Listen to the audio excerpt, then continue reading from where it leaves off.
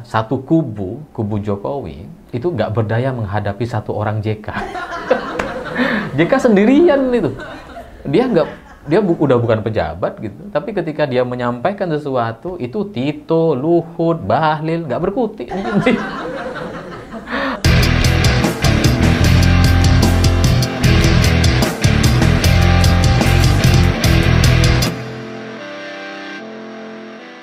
Selamat malam semuanya. Ribut-ribut 4 pulau milik Aceh yang kemudian digeser kepemilikannya kepada Sumatera Utara ternyata berhasil memancing seorang Yusuf Kalla, seorang politisi yang sangat-sangat senior sekali di Indonesia, untuk turun gunung dan memberikan komentar sangat pedas, sangat keras sekali dan jelas hitam putihnya gitu. Karena JK kemudian menjelaskan bahwa dalam sejarahnya memang 4 pulau ini semuanya memang adalah bagian dari wilayahnya Aceh.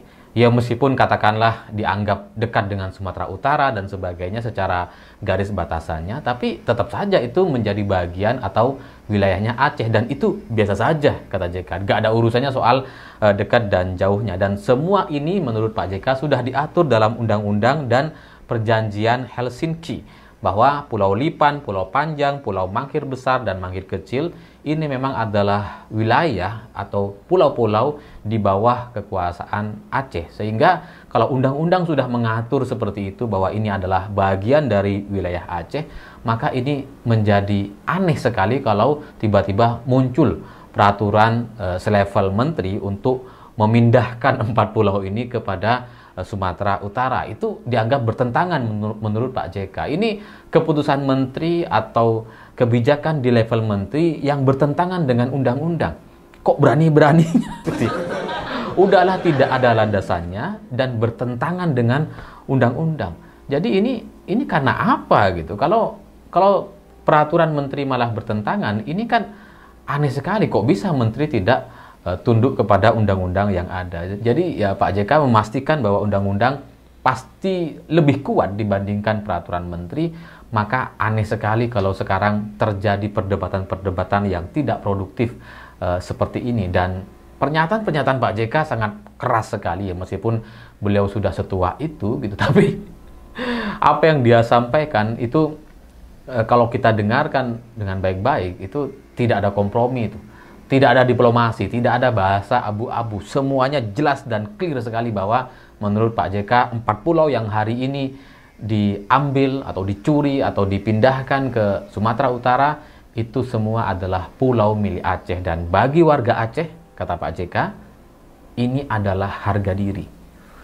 Itu keras sekali. Jadi 4 pulau milik Aceh yang dipindahkan ke Sumatera Utara itu adalah harga diri bagi Aceh. Sehingga ya Kemendagri atau Gubernur Sumatera Utara harus memahami ini semua, bahwa ini soal harga diri dan jangan sampai bermain-main dengan harga diri masyarakat Aceh. Ya kalau diambil kan ini perlu kita kemudian pertanyakan gitu.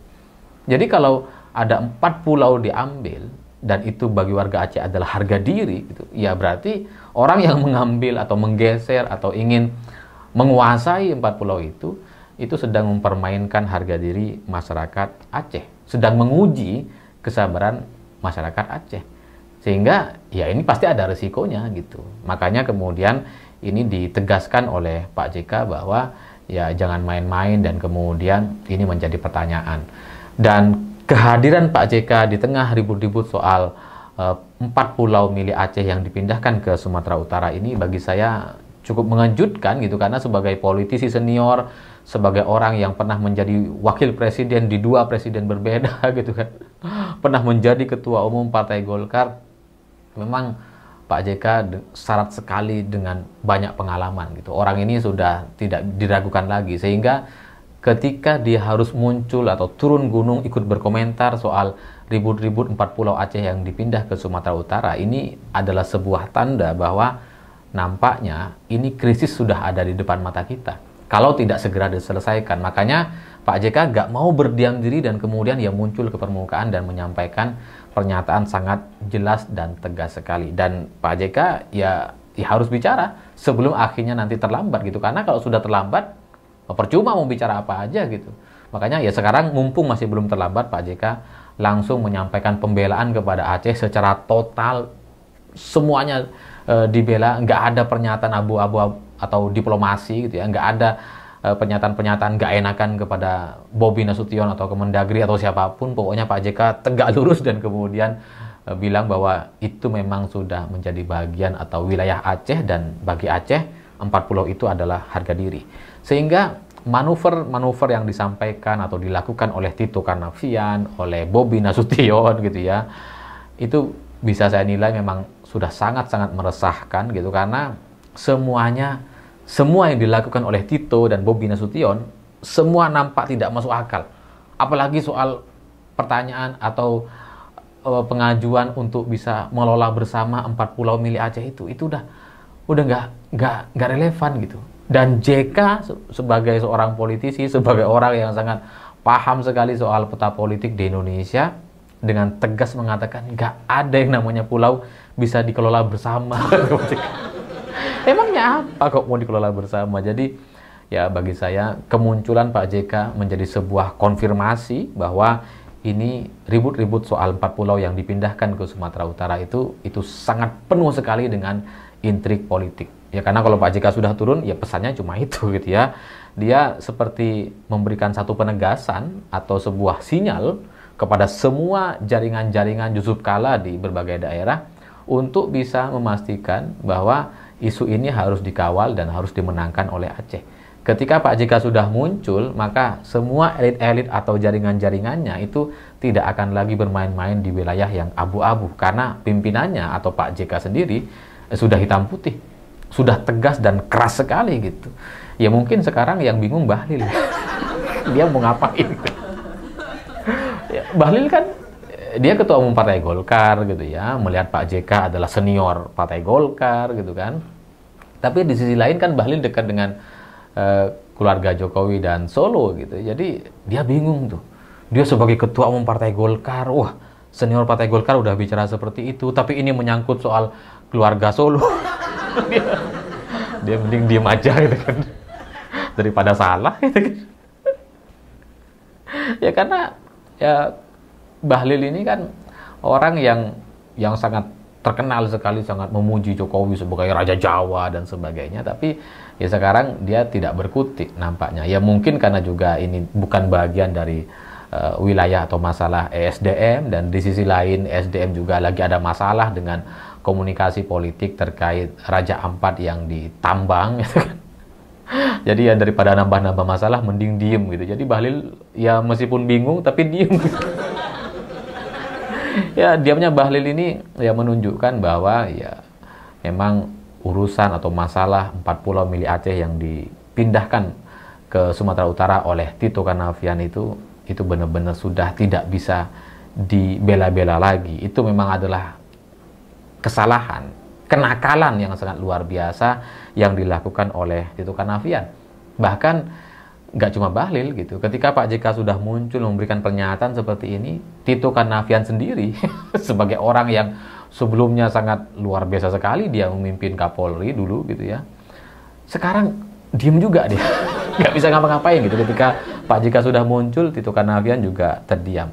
Ya nggak ngerti, terdiam karena ketakutan atau dia menunggu arahan baru dari atasan atau bosnya. Tapi ini adalah sebuah langkah yang baik yang dilakukan oleh Pak JK, dan semoga Pak JK tetap sehat-sehat supaya dari banyak isu yang mungkin akan terjadi beberapa bulan ke depan ini, ya kita harapkan muncullah orang-orang yang bisa memberikan penegasan yang setegas Pak JK. Karena ya bagaimanapun Pak JK masih cukup dihormati oleh banyak orang gitu, dan ketika dia sudah menyampaikan sesuatu itu nggak bisa ditarik lagi.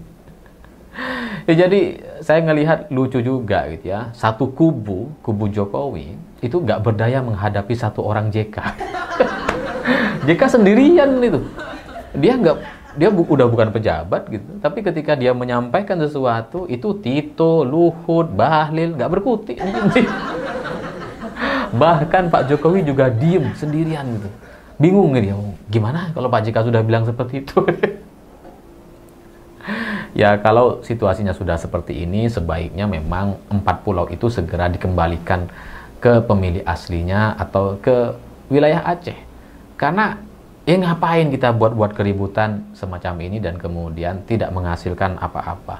Ya harapannya setelah ini situasinya menjadi lebih baik, menjadi adem lagi seperti tidak ada masalah seperti sekarang gitu. Dan ya sebelum ini semuanya terlambat. Saya menilai kehadiran Pak JK atau kemunculannya untuk memberikan pernyataan itu karena dia tidak ingin terlambat atau nantinya kita harus menanggung beban yang lebih besar dibandingkan sekarang. Sekarang masih cuma di level perdebatan. Warga Aceh kalaupun marah masih bisa diredam. Jadi sebelum kemarahan itu tidak terkendali, sebelum emosi itu kemudian memunculkan banyak tuntutan baru, ya sebaiknya segera diselesaikan dan segera diredam. Dan bagi Presiden Prabowo ini harus dianalisa dan harus dicek sebenarnya tujuan atau motif politik Tito Karnavian ini apa. Ya karena tiba-tiba gitu. Ngapain 4 pulau mau dipindahkan ke Sumatera Utara, itu kan nggak logis sekali. Nggak ada angin, nggak ada hujan, mau dipindahin. Padahal udah wilayahnya Aceh gitu kan. Jadi ya itu harus ada satu analisa yang menyeluruh. Dan ya ini adalah sebuah blunder yang sangat fatal sekali, yang mengancam NKRI, bahkan bukan cuma mengancam Presiden Prabowo, yang seharusnya itu bisa diselesaikan atau diakhiri dengan reshuffle. Karena kalau enggak, ya di masa yang akan datang Tito Karnavian bisa saja kemudian melakukan hal yang serupa atau bahkan lebih buruk dari ini. Kita berharap ini bisa segera diselesaikan, tapi kalau tidak bisa diselesaikan, ya semoga masalahnya tidak terlalu besar. Semoga NKRI tetap satu, tidak ada tuntutan-tuntutan yang lain. Dan untuk Bobi Nasution, untuk keluarga Jokowi atau Pak Tito Karnavian, Bahlil dan sebagainya, ya lebih bijaklah untuk kemudian menggunakan kekuasaannya. Memang kalian sedang berkuasa, memang lagi bebas-bebasnya, mungkin menjadi seperempat Tuhan gitu ya, yang bisa menentukan banyak hal gitu. Tapi percayalah, kalian bukan siapa-siapa, tetap aja kalian manusia. Meskipun perasaan kalian bisa melakukan apa saja, merasa menjadi orang yang bisa menentukan arah takdir orang lain. Kalian bukan Tuhan, kalian manusia. Dan itulah yang harus kalian sadari hari ini sebelum nantinya terlambat untuk disadari. Saya pikir itu. Terima kasih sudah menonton. Begitulah kura-kura.